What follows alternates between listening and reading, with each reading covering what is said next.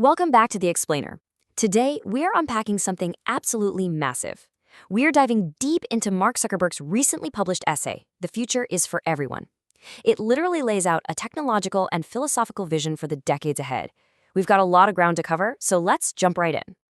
We're starting off with what is probably the defining question of our age. Think about it. Will superintelligence be locked up in the hands of just a few giant centralized institutions? Or is it going to be a tool that's distributed widely to empower, well, everybody? This single question is basically the bedrock of the entire debate surrounding artificial intelligence today. And right out of the gate, Meta pushes back hard against the doomer narrative we hear all the time. They fundamentally disagree with the idea that AI is just destined to ruin humanity. Their point is pretty straightforward. Historically speaking, just hoping a centralized power is going to benevolently provide for everyone, that hasn't exactly led to safe or positive outcomes. So why would we build our technological future that way? So here's our roadmap for unpacking this vision. First up, the superintelligence question. Second, the balance of power. Third, superintelligence in your pocket. Fourth, rethinking AI risks. Fifth, winning the AI race. And lastly, a future for everyone. All right, moving right into section 1, the superintelligence question, focusing on centralization versus empowerment. We are facing a massive choice here. On one side, you have centralized AI. In this scenario, power is held tightly by just a few entities. It restricts access, enforces a single dogma, and honestly leads to way less dynamic markets. On the flip side is Meta's vision, distributed AI. This model empowers everyone, aligns directly with your own personal goals, and generates broad-based prosperity. It's like night and day. Which brings us to section 2, the balance of power and redefining alignment. Now, this is where it gets really interesting. Typically in tech, the word alignment is used as a defensive measure, right? It's about making sure an AI follows a specific corporate rulebook. But Meta flips this entirely.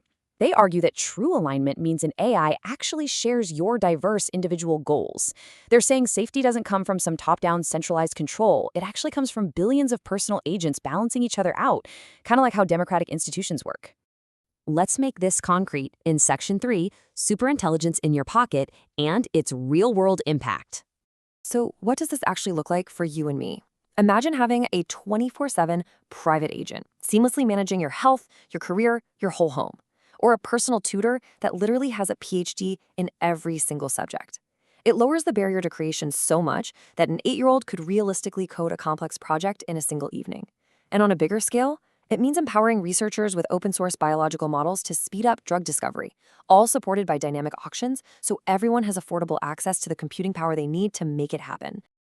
Okay, moving to section 4, we have to talk about rethinking AI risks, specifically around jobs, cybersecurity, and infrastructure. This whole distributed approach requires us to completely flip how we think about risk. Take cybersecurity, for example. Conventional wisdom says you have to restrict advanced AI to stay safe, but Meta argues the exact opposite. They say we actually need to give more people access to AI so we can crowdsource patches and harden our defenses. Think of it like the legal system. If only one person has a superintelligent lawyer, well, that's completely unfair. But if everyone has one, justice balances out. And they apply this exact same logic across the board, whether it's preventing government tyranny through private agents checking state power, combating bioterrorism by accelerating defensive science, or tackling job displacement by letting AI invent entirely new industries. But let's be real, powering this distributed future requires absolutely massive physical infrastructure. To handle this sustainably, Meta outlines something they call community compacts. This basically ensures that when these giant data centers are built, the local communities actually benefit directly from them. And we are already seeing this in practice. For instance, in Richland Parish, Louisiana, increased tax revenue from a new metadata center meant that local teachers actually received a $50,000 bonus this year. I mean, that's incredible. That is exactly what sharing the prosperity of AI infrastructure looks like in the real world. They also tackle the environmental toll head-on. In areas dealing with high water stress, Meta has set a really ambitious goal. They plan to restore 200% of the water their data centers consume by the year 2030. So they are making sustainability a core pillar of this massive build-out. Now let's zoom out a bit for section 5, winning the AI race, focusing on geopolitics and open source. Meta makes the case that maintaining U.S. leadership in this space requires a clear multi-step blueprint. First, it means drastically accelerating energy and physical data center builds to outpace foreign rivals. Second, maintaining export controls on silicon to slow those rivals down. But crucially, it also requires proactive collaboration with the US government, like sharing intermediate AI training checkpoints early on to harden critical systems, all while removing policy hurdles so American open-source AI models can stay globally dominant. And a huge cornerstone of this strategy is defending open source practices, specifically things like model distillation. The ability for models to learn from other models is a vital principle of how this whole ecosystem works. While some critics are pushing to restrict this, Meta argues that hamstringing our own developers is basically a guaranteed way to cause the US to fall behind our geopolitical rivals. The ultimate goal here is to compete and win. Finally, that brings us to Section 6. A future for everyone, looking at governance and control.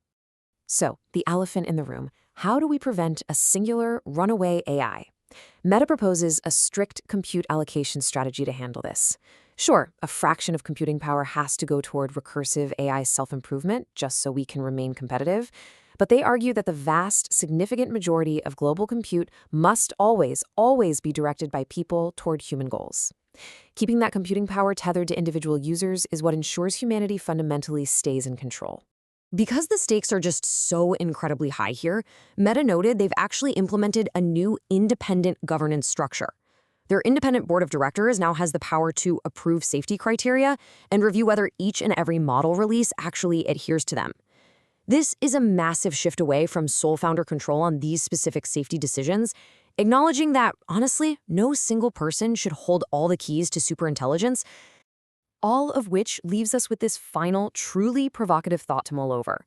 Are we ready for a future where true safety relies on distributing superintelligence to absolutely everyone? It challenges pretty much everything we assume about risk and control, asking us to put our trust in individual empowerment rather than centralized oversight. Something to think about. Thanks for joining this explainer, and keep exploring.